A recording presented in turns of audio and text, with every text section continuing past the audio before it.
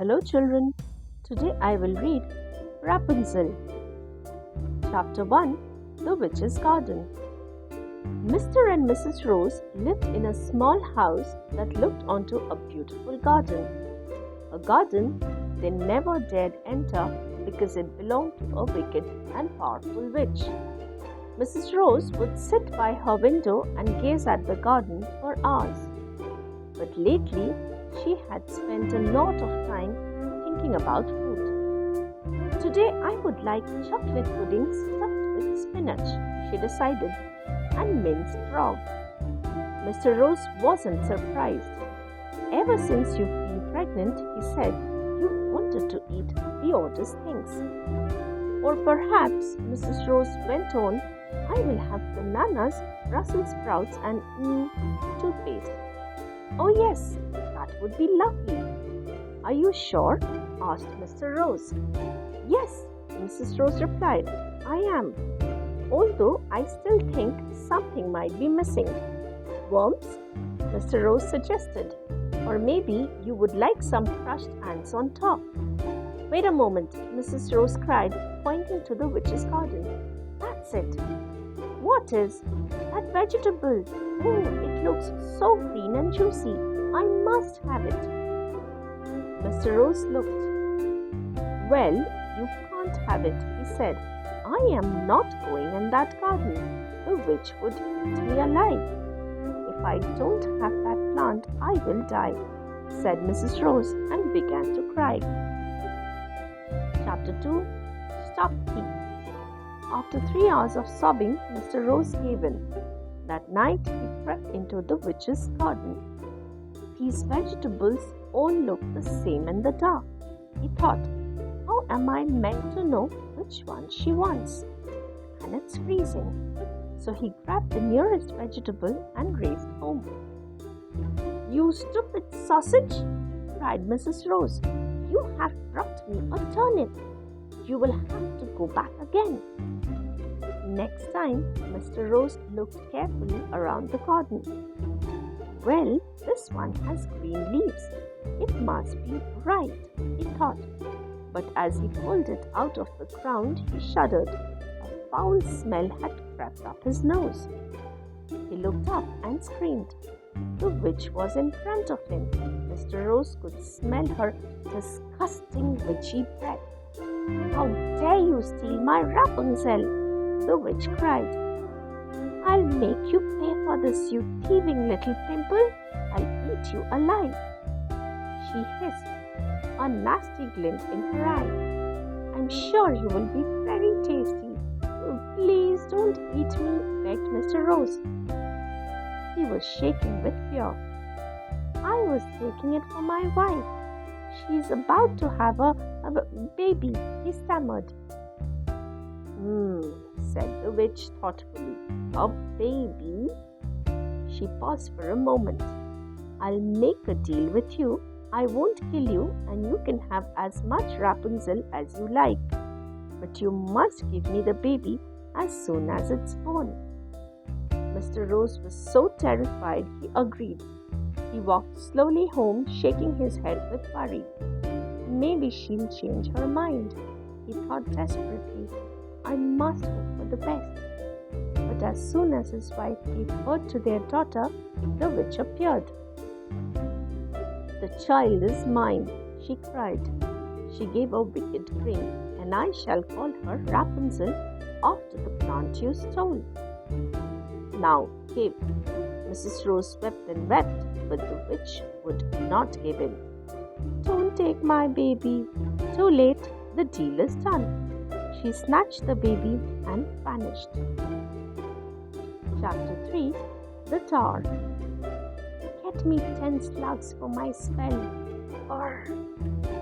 Rapunzel lived with the witch for 11 years. She was treated like a slave.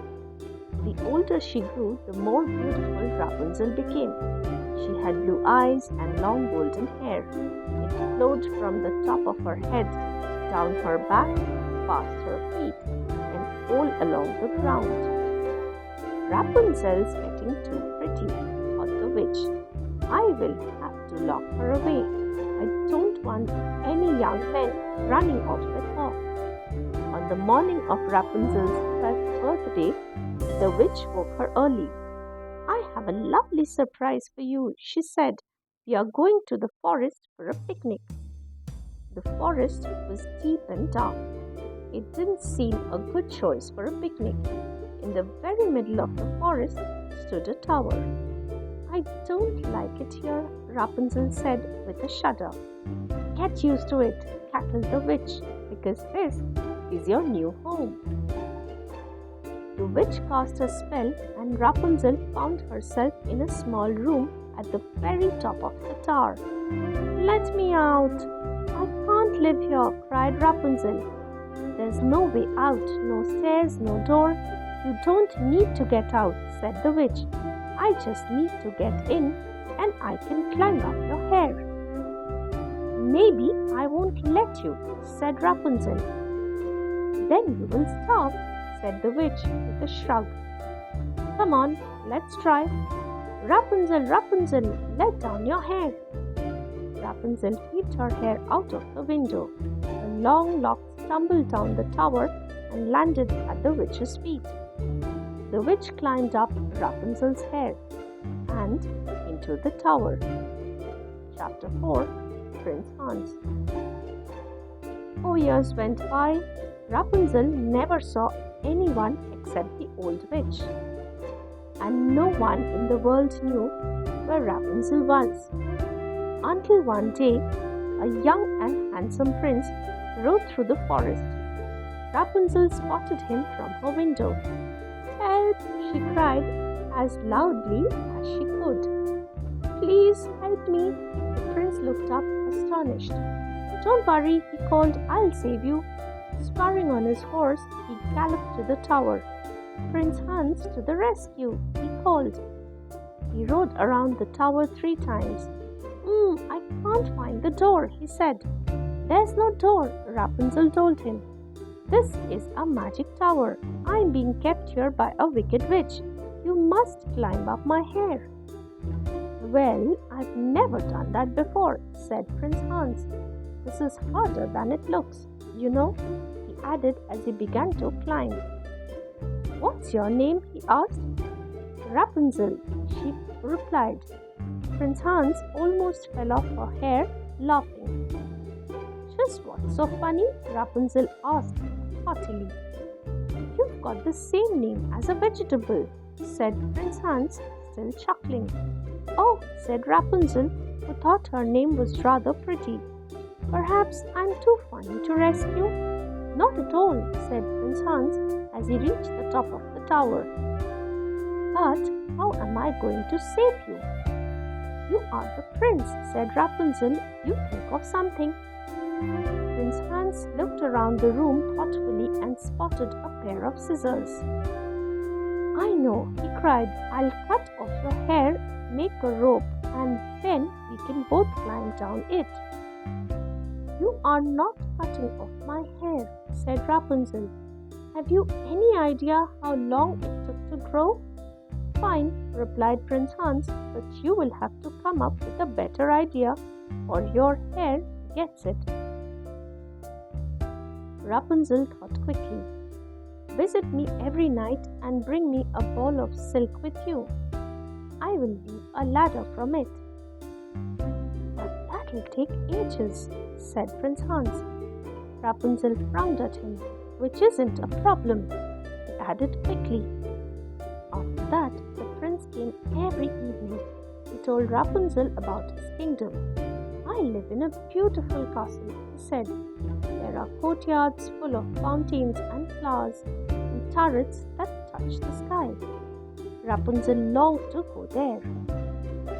Chapter 5, The Witch's Trick. As the weeks passed, Rapunzel's ladder grew longer and longer.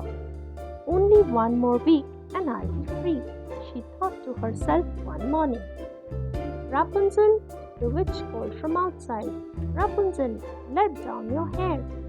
I have some food for you." As the witch climbed up, she pulled and tugged painfully on Rapunzel's hair.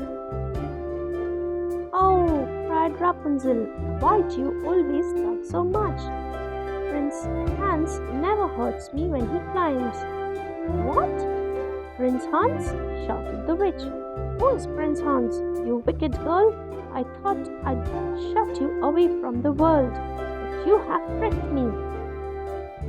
The witch leaped into the tower and quickly grabbed a pair of scissors. She hacked away at Rapunzel's hair until it lay on a heap on the floor. "I haven't finished," cried the witch. With a powerful spell, she cast Rapunzel into the desert. Then the witch waited for the prince, a sly smile on her wrinkled face. "Rapunzel, Rapunzel, let down your hair." That night, Prince Hans called out to Rapunzel as usual. Her hair came shimmering down. But when the prince reached the top of the tower, he gasped in shock. An ugly old crone stood in her place. "Where's Rapunzel?" he demanded. "Rapunzel's gone," said the witch with a sinister laugh. "You will never see her again."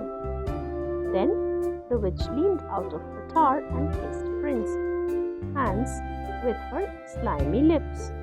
"Yuck!" cried the prince. It was a magic kiss. Suddenly, the prince's hands were covered in slime.